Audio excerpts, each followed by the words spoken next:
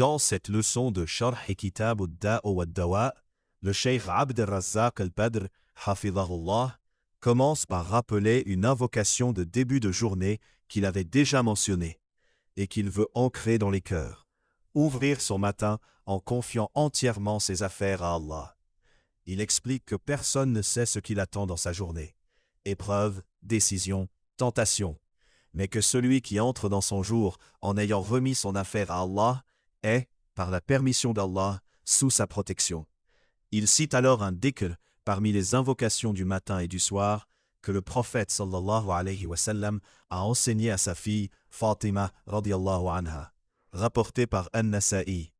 Le prophète sallallahu alayhi wa sallam lui a dit: « Qu'est-ce qui t'empêche de dire, lorsque tu te lèves le matin et lorsque tu arrives au soir, Ya Hayyu Ya Qayyum bi rahmatika astaghith aslih li sha'ni kullahu wa la takalni ila nafsi tarfata ayn » Le cheikh souligne que l'enseignant est le prophète sallallahu alayhi wa sallam et l'élève est Fatima, chef des femmes du paradis, ce qui montre la valeur de cette invocation.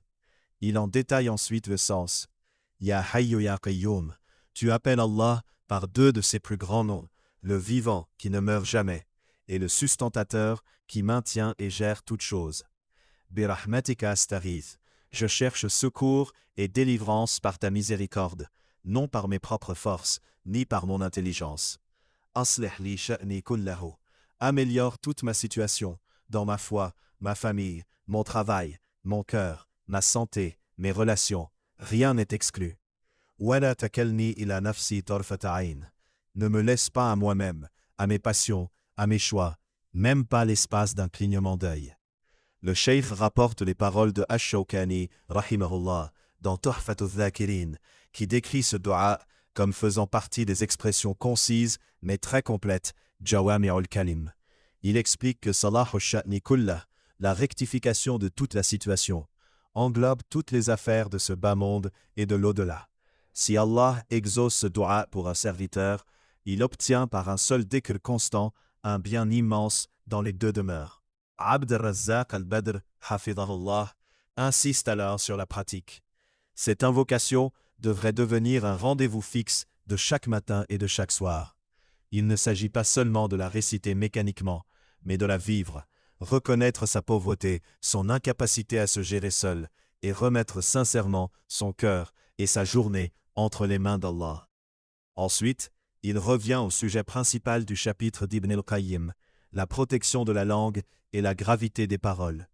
Il rappelle le hadith où le prophète sallallahu alayhi wa sallam dit que chaque matin, tous les membres du corps adressent un message à la langue. Crains Allah à notre égard, car nous ne sommes que par toi. Si tu es droite, nous sommes droits, et si tu dévies, nous dévions. Cela montre que la rectitude ou la corruption des membres est liée à la rectitude ou à la déviation de la langue. Le cheikh relie alors les deux thèmes, celui de la confiance en Allah et celui de la garde de la langue. De la même manière que le croyant confie son sha'n, ses affaires à Allah par le dua Ya Hayyu Ya Qayyum bi rahmatika astaghith, il doit aussi lui demander de protéger sa langue et de la retenir des paroles qui attirent la colère d'Allah.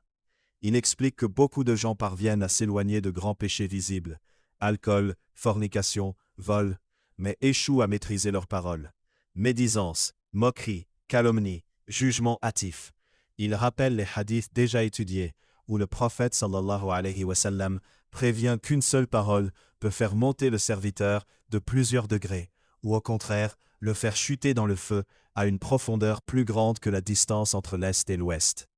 D'où l'importance, dit-il, de commencer la journée par un dua qui demande à Allah de rectifier toute la situation, puis de faire des efforts conscients pour que chaque mot prononcé soit un bien, soit remplacé par le silence. En conclusion, le cheikh résume aux auditeurs une feuille de route simple pour le matin. Premièrement, réciter avec présence de cœur Ya Hayyu Ya Qayyum bi rahmatika astaghith aslih li sha'ni kullahu wa la takalni ila nafsi tarfata ayn. Deuxièmement, renouveler l'intention de ne parler que pour Allah et de laisser tomber les paroles inutiles ou douteuses. Il termine en invoquant Allah pour qu'il nous accorde la constance sur ce dhikr, qu'il répare nos affaires visibles et cachées, qu'il nous protège du mal de nos langues, Puis il prie sur le prophète, Muhammad sallallahu alayhi wa sallam, sur sa famille et ses compagnons.